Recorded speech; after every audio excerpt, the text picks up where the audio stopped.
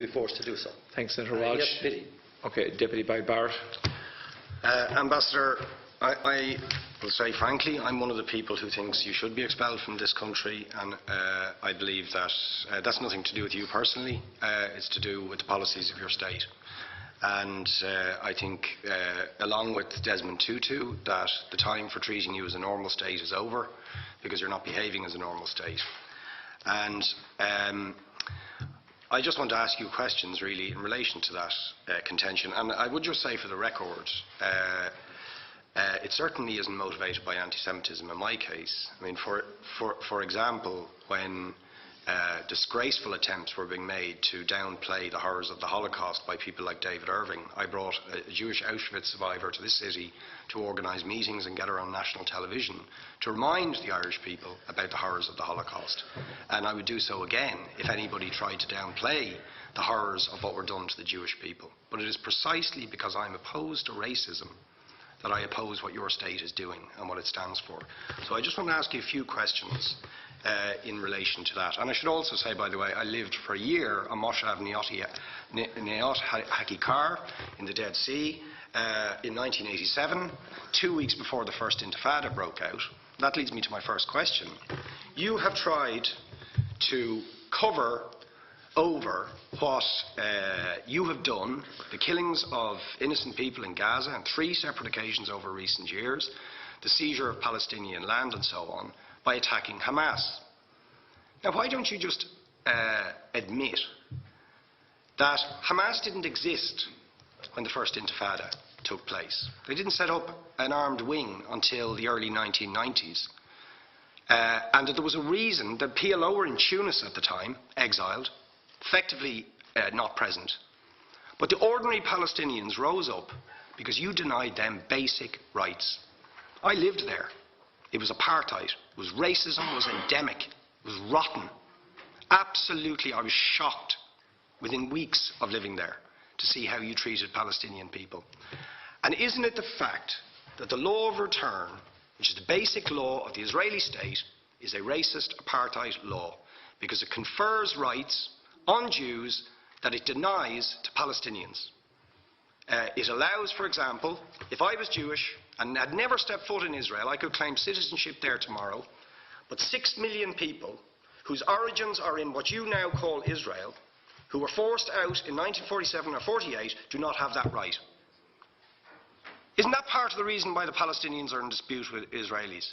Because you deny them the right to return to their homes and to their land and to their villages, and that they have a legitimate claim, even under international law, to return, but you deny them that right. Why do you deny them that right?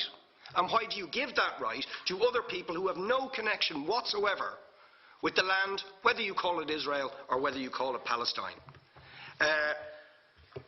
Why do you continue to seize land, if you're serious about Oslo and the two-state solution? Why do you continue to seize land, which under that agreement is land designated to be Palestinian land? 500,000 people, most of which has taken place since Oslo. You allow that to happen. Why do you allow it to happen if you're serious about giving this land to the Palestinians? It's absolutely extraordinary. And it just, are you not just taking us, Ambassador, for idiots? That you can say with a straight face, we're serious about peace, but while we're serious about peace, we're going to seize Palestinian land. And you expect the Palestinians to just sit back and do nothing about that. And the world to accept that that is an acceptable way to behave. And you asked earlier on, could we have some constructive solutions? Now you know what the Palestinian people have been asking for. Far less even than some people would ask for. Because I believe the whole apartheid system should be dismantled. But what they've asked for is to lift the siege of Gaza. Just to lift the siege of Gaza. Let them have an airport. Let them have ports.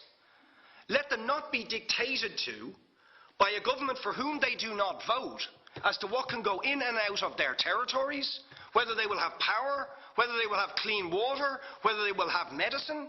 What makes you think you're allowed to have nuclear weapons and the 4th biggest army in the world and visit destruction on the people of Gaza, but they have no right right to defend themselves. They have no territorial sovereignty over that land. Could you ask questions, please? How do you justify that? Yeah. All right. How do you justify those double standards? And very lastly, Ambassador,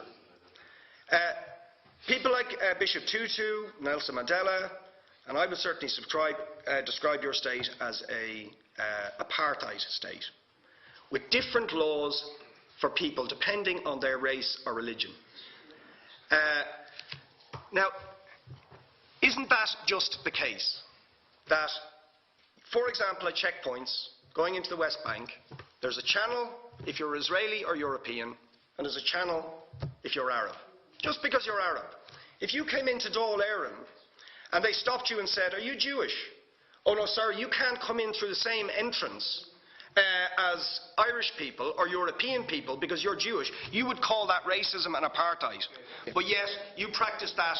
You practice that with your checkpoints and your military barriers and your apartheid wall. How can you justify that? All right, thank you. Last